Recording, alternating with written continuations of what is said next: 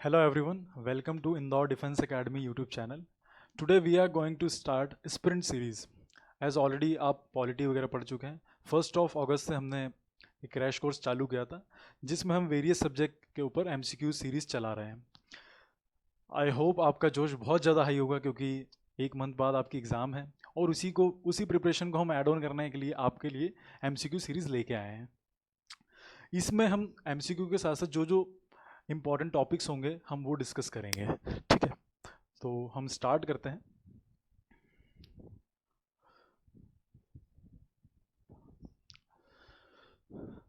सबसे पहला क्वेश्चन है, which of the following is a commonly used chemical method to purify water. अभी generally बारिश का सीज़न चल रहा है तो हम देखते हैं कि घर पे केमिकल वगैरह यूज़ होता है। क्लोरीन सबसे ज़्यादा हम डालते हैं ताकि हमारा जो पानी है वो प्यूरिफाई रहे। तो क्लोरीनेशन इसका सबसे बेस्ट एग्जाम्पल है। ठीक है, क्लोरीनेशन इसका सही आंसर है। ठीक है, हाइबरनेशन अगर हम देखें तो ये बायोलॉजिकल प्रोसेस है। एक्सिबिशन जनरली हम ज्योग्राफी वगैरह में सुनते हैं। डीनाइट्रिफिकेशन आपने ज्योग्राफी में पढ़ा होगा और एक केमिस्ट्री में भी पढ़ा होगा कि जो हमारी सॉइल होती है उससे जो नाइट्रोजन फिक्सेशन होता है बैक्टीरिया के थ्रू, उसी प्रोसेस को हम डीनाइट्रिफिकेशन बोलते हैं। तो वो डीनाइट्रिफिकेशन नहीं आएगा। ठीक है, तो इसका जो करेक्ट आंसर होगा आपका क्लोरीनेशन होगा। ठीक है, नेक्स्ट क्वेश्चन की साइड मूव करते हैं हम।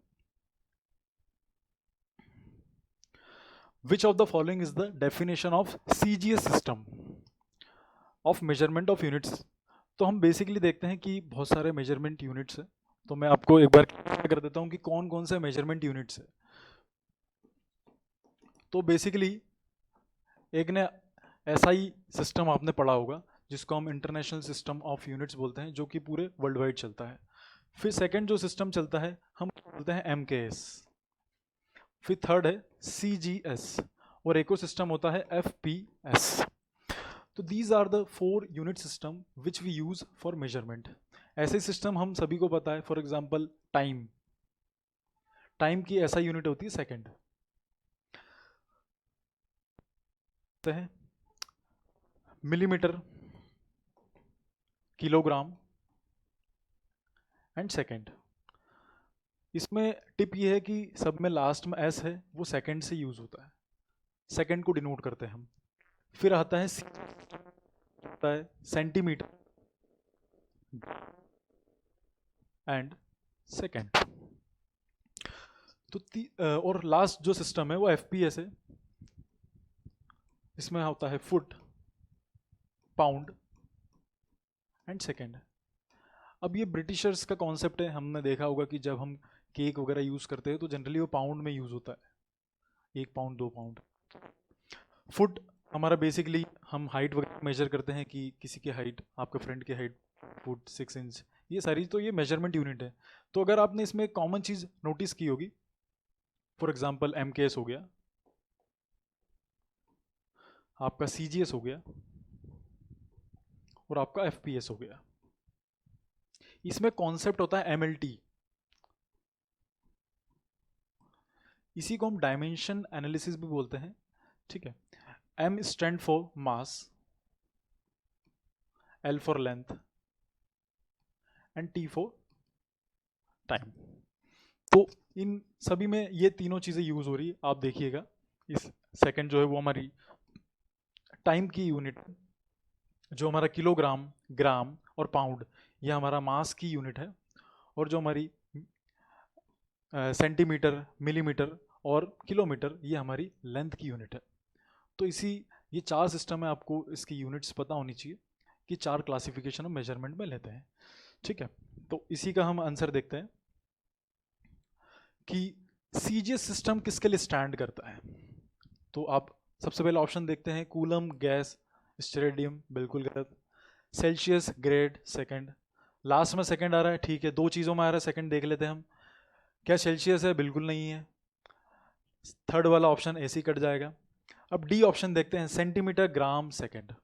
यही चीज़ हमने देखी थी अभी CGS सिस्टम में।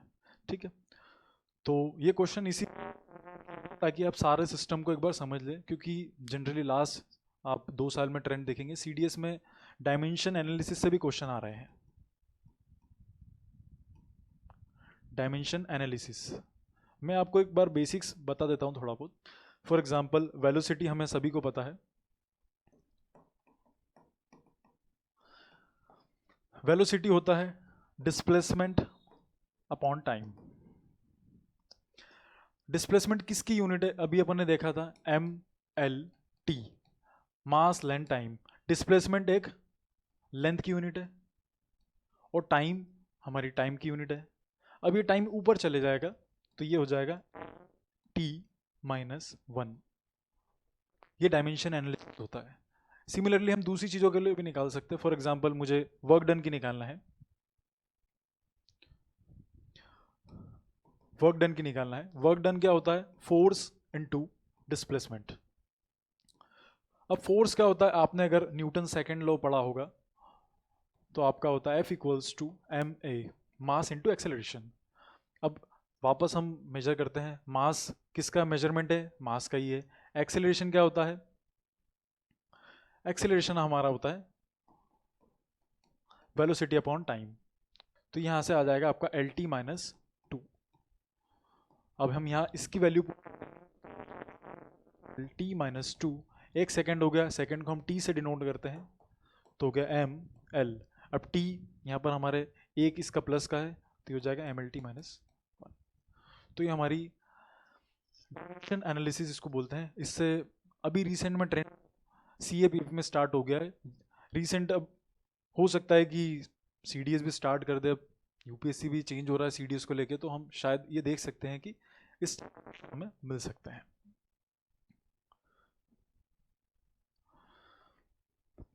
नेक्स्ट क्वेश्चन साइड जाते हैं अपन। Which of following refers to the noise in the electronic communication system? तो नॉइज इलेक्ट्रॉनिक सिस्टम में क्या होता है? फॉर एग्जांपल जनरली हम कॉल वगैरह पर बात करते हैं तो थोड़ा सा इंटरप्शन होता है। तो इंटरप्शन हम क्या बोलते हैं कि सिग्नल थोड़े से चेंजेस आ रहे, सिग्नल अच्छे नहीं आ रहे। तो हमको सबसे पहले देखना है कि सिग्नल वाला ऑप्शन कौन सा है। वैसे तो एक ही ऑप्शन है लेकिन हम दूसरे ऑप्शंस पर भी देखेंगे, क्योंकि आपने CDS में गौर किया होगा कि CDS को हम नॉलेज बेस से एग्जाम नहीं निकाल सकते। उसमें मस्ट है कि हम एलिमिनेशन मेथड यूज करें। और एलिमिनेशन हम जो हमारे पास कोर सबकॉन्शियस माइंड में जो भी हमारे पास नॉलेज है हम उसका यूज करें तो हम एलिमिनेशन मेथड सही से यूज कर पाएंगे। ऑप्शन पढ़ते हैं। Unwanted signal that interference with the transmission and processing of message signals. Second पढ़ते हैं। Strong music that damages the year. तो ये तो बिल्कुल नहीं है। आपको भी एलिमिनेशन मेथड ऐसे ही लगाना है और ये आपको ड्यूरिंग होम जब आप प्रिपरेशन कर रहे हो, जब आप प्रैक्टिस कर रहे हो तो आप इस टाइप की चीज़ें लगा सकते हैं। Listening to a sound that is not audible, बिल्कुल गलत। Unwanted sensation that interrupts message, ये भी हो सकता है लेकिन दिक्कत क्या है, यहाँ सेंसेशन आ रहा है। सेंसेशन नहीं होगा। आप खुद ही सोचिए, अगर आप फोन पे कॉल कर रहे हैं बिल्कुल कुछ भी नहीं आएंगे। तो first option is the correct, unwanted signal that interfere with the transmission and processing of message signals. तो यही हमारा सही ऑप्शन है। ठीक है। Plaster of Paris is a product of which of the following? Plaster of Paris बहुत ही important, आपका class 10th के NCERT अगर आप पढ़ रहे हैं तो आपको इस दिखेंगे लगभग 2 ईयर्स में, अल्टरनेट ईयर्स में आप मान सकते हैं या अल्टरनेट CDS में मान सकते हैं कि क्वेश्चंस तो इनमें से आते ही आते हैं।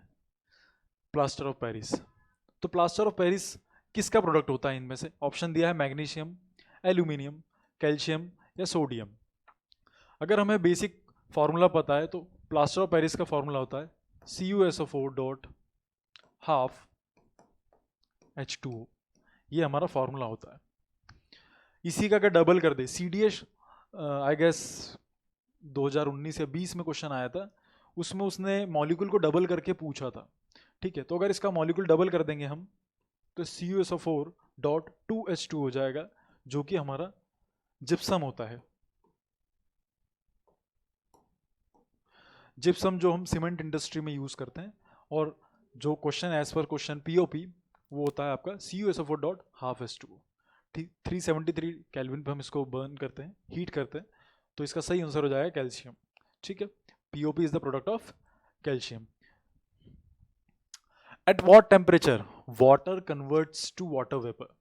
बहुत ही बढ़िया क्वेश्चन है। सीडीएस जनरली इस टाइप के क्वेश्चंस पूछता है टेम्परेचर कन्वर्जन के। इसमें आप सीधा सा टेम्परेचर कन्वर्जन लगाएंगे। सबसे पहली बात तो हमें पता होना चाहिए कि पानी जो है वो वाटर वेपर मतलब अंडर स्टीम में कब कन्वर्ट होता है। तो हमको सभी को पता है कि जो पानी है वो 100 डिग्री पे बॉईल होता है, 100 डिग्री सेल्सियस। सेल्सियस को क्यों हाईलाइट कर रहा हूँ, क्योंकि यूनिट कन्वर्जन का क्वेश्चन है बेसिक। 100 डिग्री सेल्सियस पे आपका पानी बॉईल होता है और वो स्टीम में कन्वर्ट हो जाता है। बेसिकली हम बोल सकते हैं वाटर वेपर में कन्वर्ट हो जाता है। आपको एक रिलेशन पता होगा C equals to K minus 273।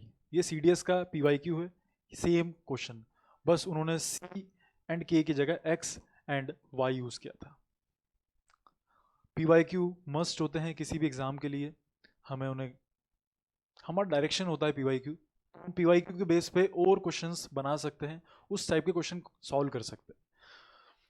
तो ये उसी टाइप का क्वेश्चन अब हम रिलेशन रखते हैं। सेंटीग्रेड की वैल्यू हमारे पास है 100 डिग्री,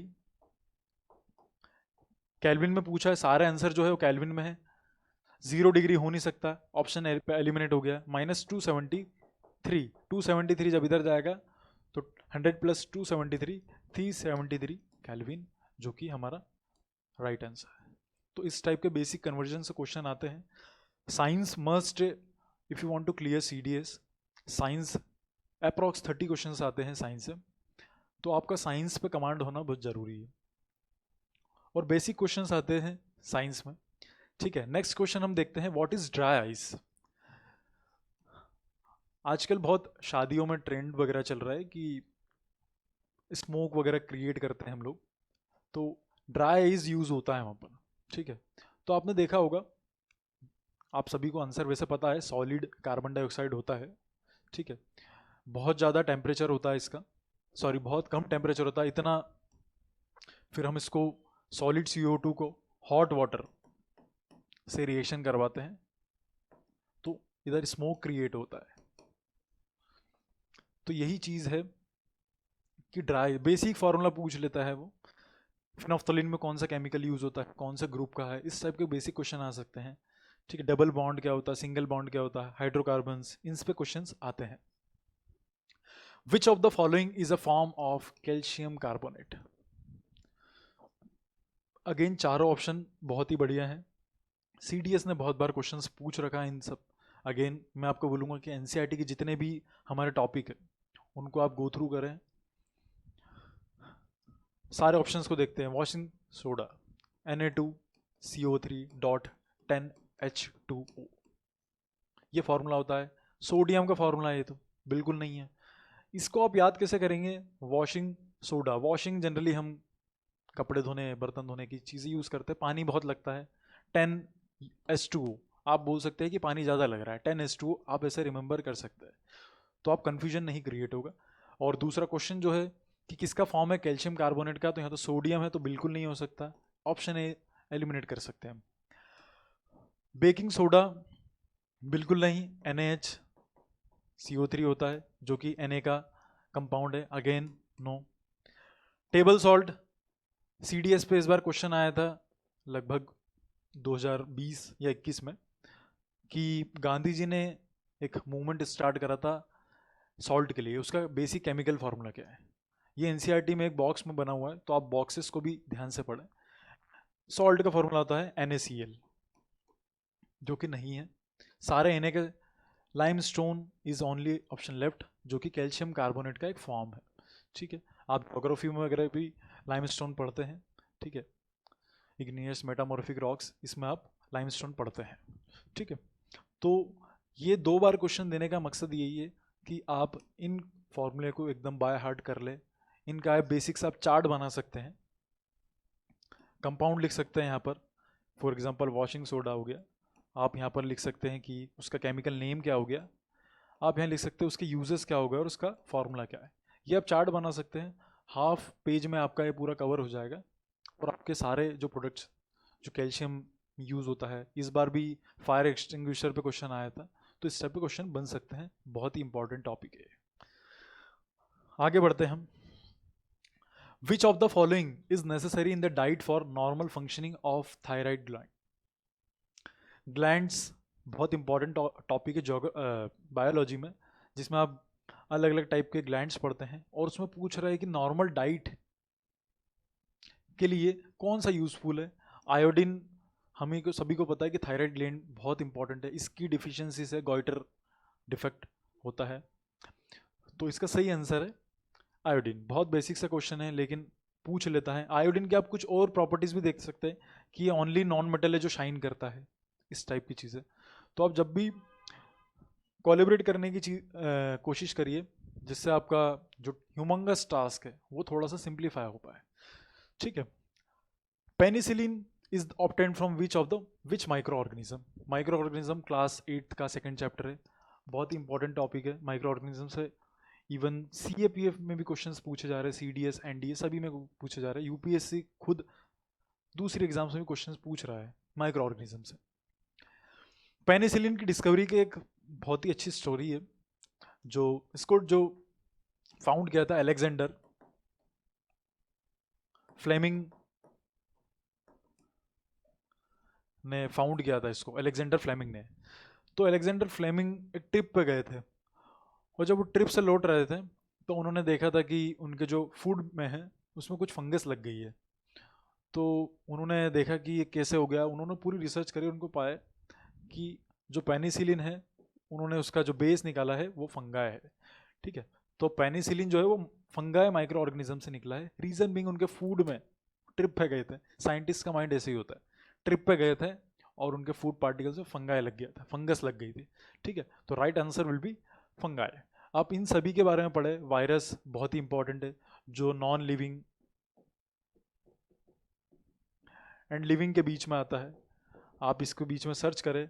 वायरस बहुत इंपॉर्टेंट टॉपिक है, बहुत सारे क्वेश्चंस क्रिएट किए जा सकते हैं इससे। ठीक है।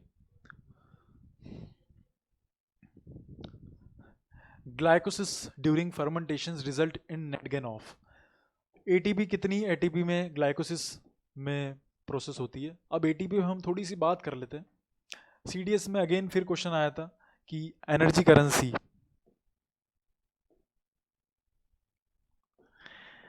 एनर्जी करेंसी हम किसे बोलते हैं? तो उसका आंसर था ATP। ATP का फुल फॉर्म है एडिनोसाइन ट्राई फॉस्फेट। एडिनोसाइन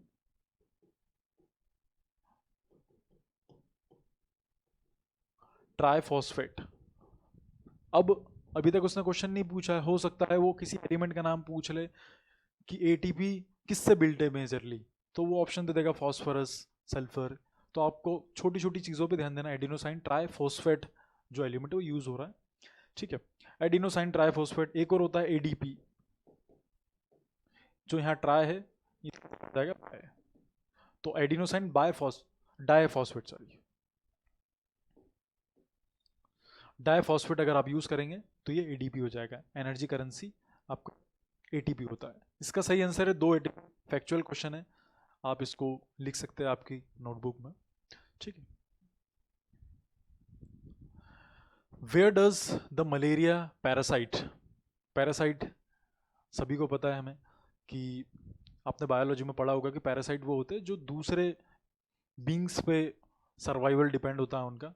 ठीक है। डायरेक्ट मोड ऑफ न्यूट्रिशन नहीं होता इनका, ये दूसरे एनिमल बींग्स पे डिपेंड करते हैं मोड ऑफ न्यूट्रिशन के लिए। शो इनिशियल मल्टीप्लीकेशन, बहुत इंपॉर्टेंट है, इनिशियल मल्टीप्लीकेशन की बात चल रही है after mosquito bytes enter the body. तो इन्हीं जब हमें सबसे पहले तो ये पता होना चाहिए कि जो मच्छर है, जो मॉस्किटो है, वो फीमेल से इन्फेक्शन होता है हमें। ठीक है। और जब वो मॉस्किटो काटता है तो इनमें से हमारी फर्स्ट प्राइमरी चीज़, इनमें से किस किस पे इन्फेक्शन हो सकता है? मल्टीप्लिकेशन की बात चल रही है। स्पाइन हो सकता है, ब्लड हो सकता है, लिवर हो सकता है, स्प्लीन हो सकता है। तो जनरली जो मलेरिया होता है वो आप जब डिसीज़, हेल्थ एंड डिसीज़ पढ़ रहे होंगे तो उसमें आपने पढ़ा होगा कि मलेरिया है जो प्राइमरी आपका लीवर को अफेक्ट करता है। ठीक है। हेल्थ एंड डिसीज़ जो आपका इंपॉर्टेंट 9th क्लास के NCERT में भी आपको मिल जाएगा। ठीक है। Rutherford alpha particle scattering experiment on thin gold foil was responsible for the discovery of. बहुत ही बढ़िया क्वेश्चन है। स्ट्रक्चर ऑफ एटम से क्वेश्चन पूछा है। हमें पता है कि अल्फा पार्टिकल में जब रदरफोर्ड ने एक्सपेरिमेंट करा तो उन्होंने बॉम्बार्डिंग करी थी बहुत सारे अल्फा पार्टिकल्स की, जो कि हीलियम थे बेसिकली, He, हीलियम 2+ आयन। ठीक है, इन्होंने इसकी बॉम्बार्डिंग करी थी। इस एक्सपेरिमेंट का रिजल्ट ये था कि बहुत सारे जो एलिमेंट थे वो पास ऑन हो गए थे। कुछ फ्यू एलिमेंट, 10,000 में से एक जो पार्टिकल है वो रिटर्न 180 डिग्री आया था, जिस डायरेक्शन में गया था उसी डायरेक्शन में वो रिटर्न हो गया था। तो इससे रदरफोर्ड ने ये निकाला कि किसी भी एलिमेंट का जो एटम है उसके अंदर सेंटर पे एक बहुत हैवी मास मिनी पार्टिकल है, जिसको इन्होंने बोला था कि वहाँ से जो अल्फा पार्टिकल्स है वो 180 डिग्री पूरे कंप्लीट रिटर्न हो गए थे। तो वो इलेक्ट्रॉन नहीं थे, इलेक्ट्रॉन साइड में थे, जिसको हमने प्लम पुडिंग मॉडल से एक्सप्लेन करा था। प्रोटॉन बिल्कुल नहीं। Atomic nucleus is the right answer, क्योंकि सेंटर में न्यूक्लियस होता है। तो वहीं से रदरफोर्ड ने बताया था कि न्यूक्लियस की एटॉमिक न्यूक्लियस की डिस्कवरी हुई थी। और रदरफोर्ड ने एक्सपेरिमेंट का ये बताया था कि जो न्यूक्लियस है वो बहुत ज़्यादा हेवी होता है as compare to whole atom. Next question पे देखेंगे हम, which of the following organism lives in the form of colony. तो कॉलोनी में कौन कौन सा माइक्रो ऑर्गेनिज्म जो है वो आपके पाए जाते हैं। अमीबा बिल्कुल नहीं है। अमीबा क्यों नहीं है? आपने अमीबा का स्ट्रक्चर देखा होगा। अमीबा की फूड प्रोसेस, जो जिस तरीके से वो फूड प्रोसेस करता है वो भी बहुत इंपॉर्टेंट है, कि वो किस उसकी प्रोसेस, फूड प्रोसेस जो करता है वो कौन सी प्रोसेस से करता है। तो ये आप ऐसी बेसिक रिसर्च करके चलें। एनसीईआरटी में ऑलरेडी सारी चीज़ें दी हुई है। आप हमारे क्लास पे भी विजिट करेंगे तो आपको समझ में आएगा कि बेसिक चीज़ें कवर की जाती है। ठीक है, कॉलोनी में जनरली अलगाई पाई जाती है, और अलगाई में वॉल्वॉक्स अलगाई का एक फॉर्म होता है, जो ग्रीन अलगाई होती है वो जनरली कॉलोनी में पाई जाती है। कॉलोनी ग्रुप आप बोल सकते हैं, ग्रुप में मिलती है हमें। ठीक है, तो इसका सही आंसर है volvox, that is green algae. ठीक है, नेक्स्ट क्वेश्चन की तरफ मूव करते हैं। The wave nature of electrons was proved experimentally for the first time bye.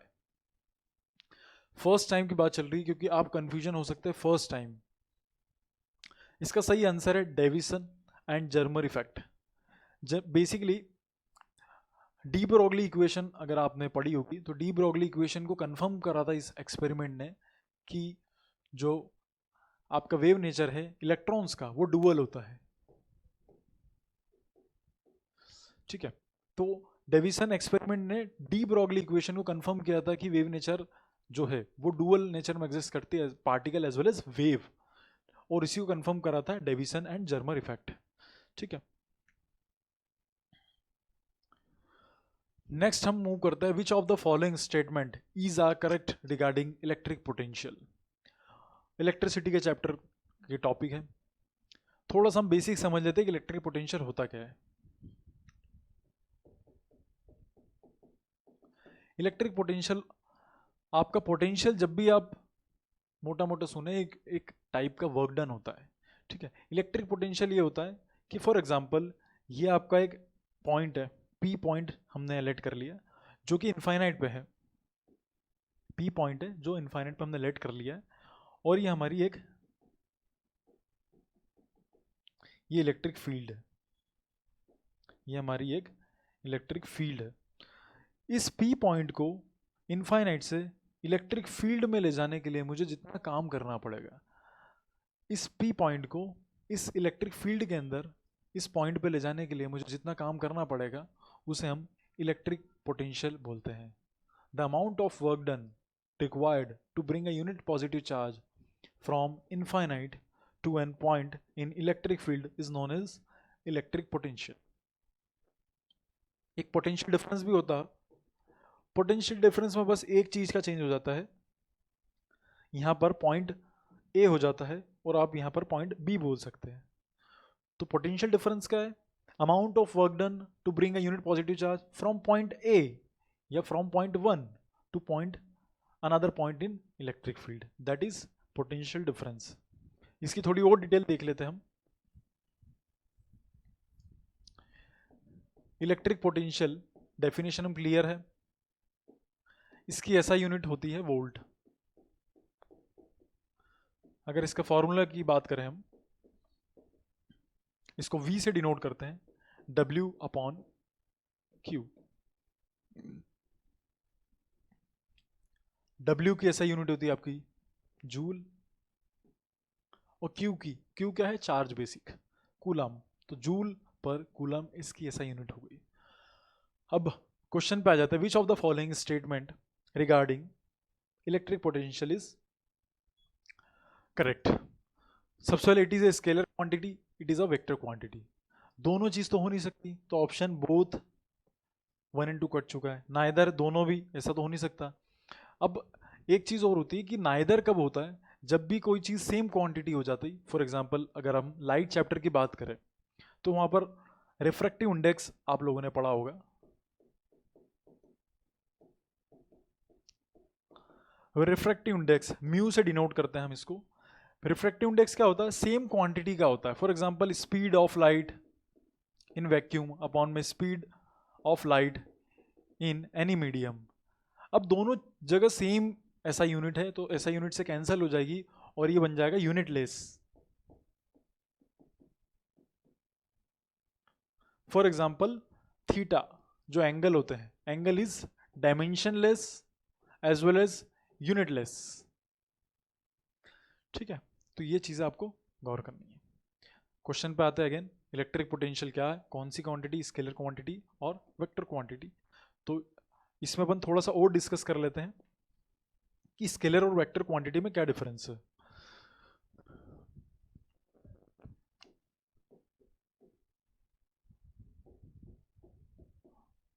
Class 9th का आपने मोशन चैप्टर पढ़ा होगा, उसमें स्केलर एंड वेक्टर क्वांटिटी पे क्वेश्चंस आ सकते हैं।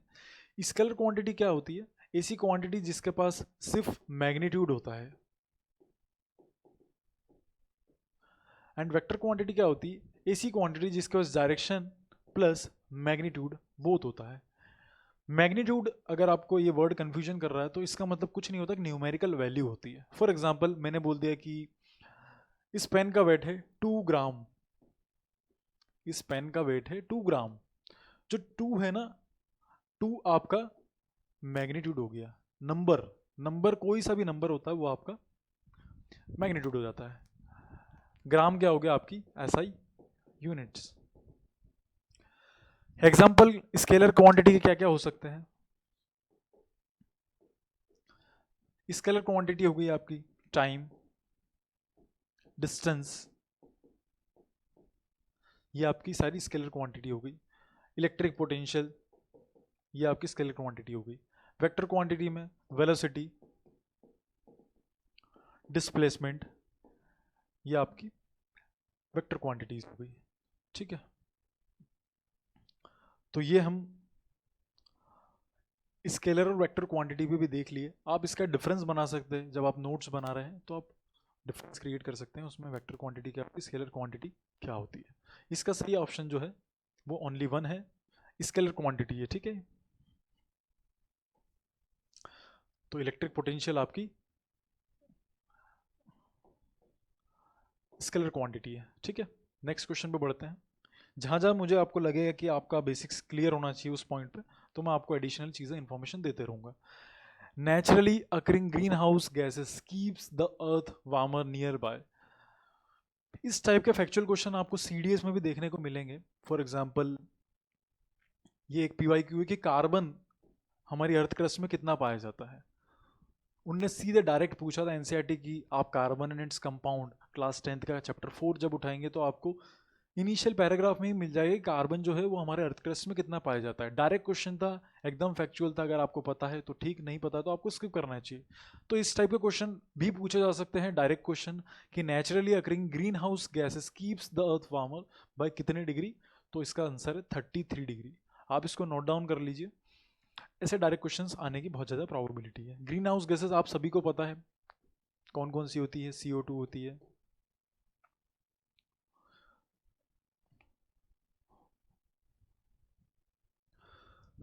SO2 होती है, बेसिकली SOx, NOx, ये सारी गैस जो होती है वो आपकी ग्रीन हाउस गैसेस होती है, ठीक है। Which of the following statement with regard to properties of X-ray is correct. X-ray के बहुत बार PYQ है एक्सरे अगर आप देखेंगे तो, और सारी इलेक्ट्रोमैग्नेटिक वेव आपका जो स्पेक्ट्रम है, जो आपका पूरा स्पेक्ट्रम है, radio waves, X-rays, visible rays, ये आपको इनकी वेवलेंथ और फ्रीक्वेंसी के साथ याद होना चाहिए एग्जैक्ट। NDA 2 2022 में डायरेक्ट उन्होंने वेवलेंथ पूछ ली थी रेडियो वेव्स की, शायद एग्जैक्टली मुझे याद नहीं है, तो डायरेक्ट वो क्वेश्चन पूछ लेता है। तो आप स्पेक्ट्रम को एक बार ध्यान से, उसकी फ्रीक्वेंसी क्या होती है, न्यू से हम बोलते हैं इसको फ्रीक्वेंसी, और लैम्बडा वेवलेंथ, इन दोनों आपके इंक्रीजिंग डिक्रीजिंग ऑर्डर आपको पता होना चाहिए, ठीक है। कौन सा स्टेटमेंट सही है एक्सरे के regarding? X-ray can be deflected by electric field and magnetic field. X-ray कभी भी इलेक्ट्रिक फील्ड और मैग्नेटिक फील्ड से कभी भी डिफ्लेक्ट नहीं होता, आपको याद रखना है, ठीक है। तो दोनों ऑप्शंस इनकरेक्ट हो गए। एक्सरे एज इलेक्ट्रोमैग्नेटिक वेव बिल्कुल गलत। एक्सरे आर लॉन्गिट्यूडनल वेव्स, तो बेसिकली दो टाइप की वेव्स होती है आपकी, longitudinal waves and electromagnetic waves. Electromagnetic waves वो होती है जिनको कोई मीडियम की रिक्वायरमेंट नहीं होती। For example light, light is an electromagnetic wave. Light को सन रेज जो आती है अर्थ तक पहुंचने में कोई मीडियम की रिक्वायरमेंट नहीं होती है लाइट को। यहाँ पर हमारा अर्थ एटमॉस्फेयर स्टार्ट होता है, इसके पहले कोई मीडियम नहीं होता, फिर भी लाइट ट्रैवल होती है। तो इसका मतलब है कि the waves which do not require any medium to travel is known as electromagnetic wave. X-ray are longitudinal wave, बिल्कुल इसमें पार्टिकल जो है वो पैरेलल मूव करते हैं। जब आप ज्योग्राफी पढ़ते हैं तो उसमें भी अर्थक्वेक वेव्स पढ़ते हैं हम, पी वेव, एस वेव, उसी टाइप से ये वेव्स होती है जिसमें पार्टिकल, दो वेव्स होती है, एक परपेंडिकुलर मूव करती है, एक पैरेलल मूव करती है अलॉन्ग द डायरेक्शन। तो इसमें लॉन्गिट्यूडनल वेव में पैरेलल मूव करती है, और X-ray are the example of longitudinal waves, ठीक है। नेक्स्ट क्वेश्चन के साइड हम मूव करते हैं। Which of the following statement with regard to ultrasonic waves is not correct. Waves एक बहुत इंपॉर्टेंट टॉपिक है जिसमें क्वेश्चंस जनरली पूछे जाते हैं। पिछली बार साउंड एंड लाइट वेव्स का क्वेश्चन आया था CDS 1 2023 में, sound wave and light waves are, और ऑप्शंस बहुत इजी थे। कोई भी एग्जाम को टफ या इजी उसके ऑप्शंस बनाते हैं, और CDS में ऐसा अगर आपने ट्रेंड नोटिस किया हो तो इतना टफ क्वेश्चंस, ऑप्शंस इतने टफ नहीं आते।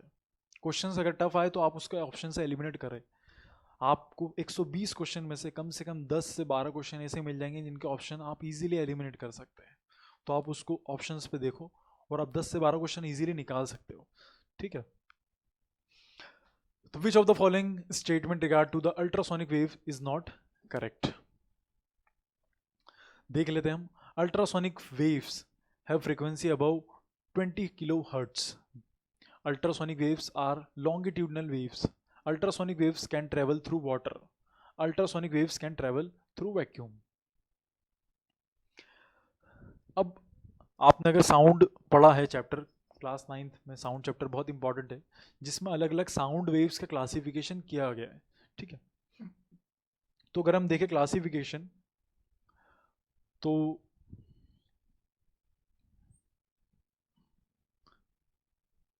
क्लासिफिकेशन अगर आपने देखा हो,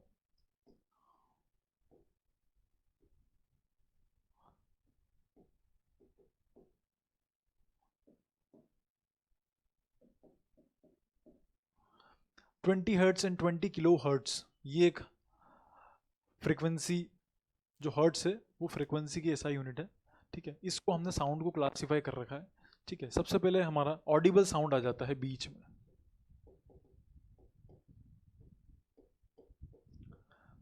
तो आपसे पूछा जा सकता है कि what is the frequency of Audible sound, तो इट इज बिटवीन 20 हर्ट्स से 20 किलो हर्ट्स। इसके बाद आ जाता है अल्ट्रासोनिक, इसी से आप रिलेटेड टॉपिक और पढ़ सकते हो, सोनिक बूम। अगर आप CDS क्लियर करते हैं तो SSB में आपसे इस टाइप के बेसिक क्वेश्चन पूछे जा सकते हैं कि सोनिक बूम क्या होता है, sonar sound navigation and ranging, जो एप्लीकेशन होता है साउंड का, रिफ्लेक्शन का, आपसे कुछ क्वेश्चन पूछे जा सकते हैं, सोनार कैसे यूज़ करते हैं हम सबमरीन्स में, ठीक है। तो अल्ट्रासोनिक वेव होता है और एक होता है इंफ्रासोनिक वेव। तो इस टाइप के बेसिक क्वेश्चंस पूछे जा सकते हैं कि 20 हर्ट्ज से कम फ्रीक्वेंसी का साउंड कौन सा होता है। 20 किलो हर्ट्ज, ये के stands for kilo hertz, 20 kilo hertz से ज़्यादा कौन सा साउंड होता है, और इन दोनों के बीच में जो लाया करता है वो आपका है ऑडिबल साउंड, ठीक है। तो यहाँ पर बोला है अबव अल्ट्रासोनिक वेव है frequency about 20 kilo hertz. Ultrasonic wave are longitudinal wave, अभी अपन ने देखा कि एसी वेव जिनको मीडियम की रिक्वायरमेंट होती है एंड अल्ट्रासोनिक वेव्स को मीडियम की रिक्वायरमेंट होती है, and therefore it is ultrasonic wave. Answer आपका बी ऑप्शन जाएगा। The cell associated with receiving and conducting impulses are neuron, plasma cells, adipocytes and macrophages. इसी का एक रिलेटेड टर्म है बैक्टीरियोफेजेस, आप उसको भी सर्च करके पढ़ सकते हैं, अच्छा कॉन्सेप्ट है। न्यूरॉन, इसका सही आंसर ऑब्वियसली, न्यूरॉन को हम basic and structural and functional unit of nervous system बोलते हैं।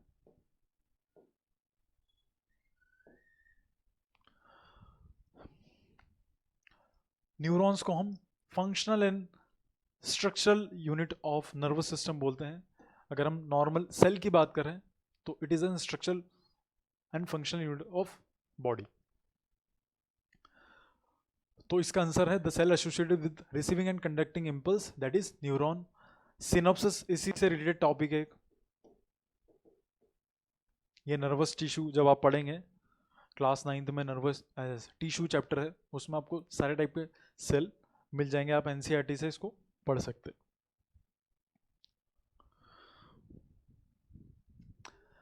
Arteries are the blood vessels which carry oxygenated blood, which carry deoxygenated blood, have thin non-elastic walls, carry the blood away from the heart। तो हमारी जो heart 4 chambered होता है उसमें 2 vessels बहुत important होती है, एक होती है वीन्स एंड सेकंड होती है आर्टरीज। इसको आप ऐसे याद कर सकते हैं कि आर्टरीज को हम आरती बोल सकते हैं, आरती में हम दिया रखते हैं, दिया जो है कोई भी फ्लेम जो है वो ऑक्सीजन की प्रेजेंस में ही जलता है। तो आर्टरी से आप याद रखेंगे दिया, दिया जो जलता है वो आप O2 की प्रेजेंस में ही जलता है। तो आर्टरीज जो है वो ऑक्सीजन कैरी ऑक्सीजनेटेड ब्लड, इसका सही आंसर होगा, ठीक है। तो आप इसी चीज को रिलेट करके, को रिलेट करके आप पढ़ेंगे तो आप इजीली क्वेश्चंस निकाल पाएंगे एग्जाम में, ठीक है। इसी के साथ आज हम साइन ऑफ करते हैं और आगे हम इसी सीरीज को कंटिन्यू करेंगे, मिक्स क्वेश्चन लेके आएंगे आपके लिए साइंस में, फिजिक्स, केमिस्ट्री, बायोलॉजी। और आप कॉन्सेप्चुअल क्लैरिटी रखें, सारे टॉपिक्स को एनसीईआरटी से गो थ्रू करें, नोट्स बनाएं, मिनी नोट्स बनाएं, शॉर्ट नोट्स बनाएं, ताकि आपको काम आएंगे रिवीजन के लिए। लास्ट 5 से 6 दिनों में आप शॉर्ट नोट्स के थ्रू ही रिवीजन कर सकते हैं, तो आप उसको प्रॉपर रिवीजन करें। 3 तारीख को आपकी एग्ज़ाम है, उसी को अटेंड करने के लिए हमने ये सीरीज़ चालू करी है, ठीक है। Thank you.